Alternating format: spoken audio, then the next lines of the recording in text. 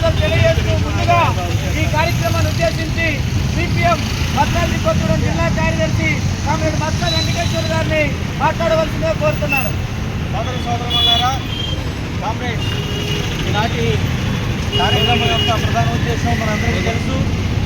ఇటీవల పార్లమెంటులో కేంద్ర హోంశాఖ మంత్రిగా ఉన్నటువంటి అమిత్ షా గారు డాక్టర్ బిఆర్ అంబేద్కర్ రాజ్యాంగ నిర్మాతని అవమానపరుస్తూ వ్యాఖ్యలు చేయడం జరిగింది.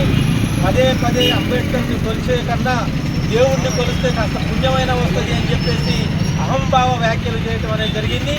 ఈ వ్యాఖ్యలని తీవ్రంగా వామపక్షాలు సిపిఎం పార్టీ తీవ్రంగా ఖండిస్తూ ఉంది.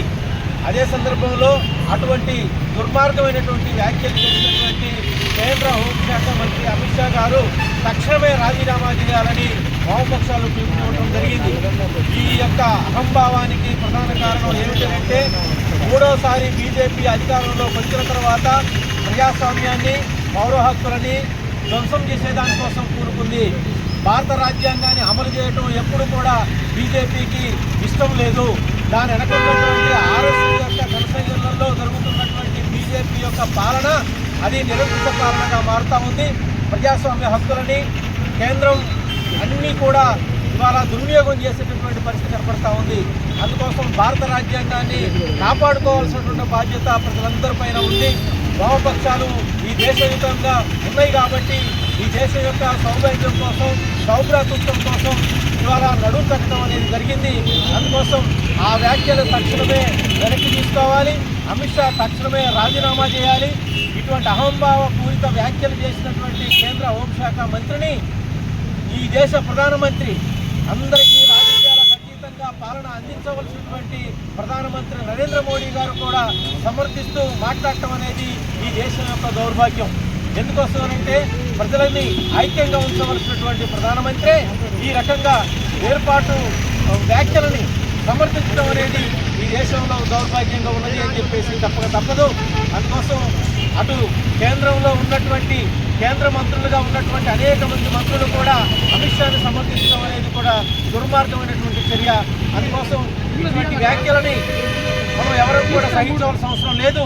వామపక్షాలు ఇవాళ దేశవ్యాప్తంగా ఇచ్చినటువంటి ఈ పిలుపు మనం తెలంగాణ రాష్ట్రంలో భద్రాద్రి కొత్తగూడెం జిల్లాలో కూడా వామపక్షాలు చేపట్టడం అనేది జరిగింది.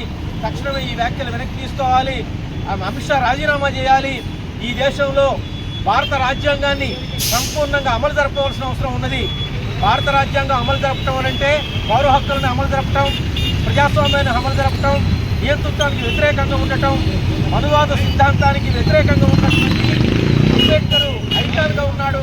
ఆ అంబేద్కర్ని అవమానం చేయడం కోసం ఇవాళ బీజేపీ, ఆర్ఎస్ఎస్ కూడుకుంటా ఉంది.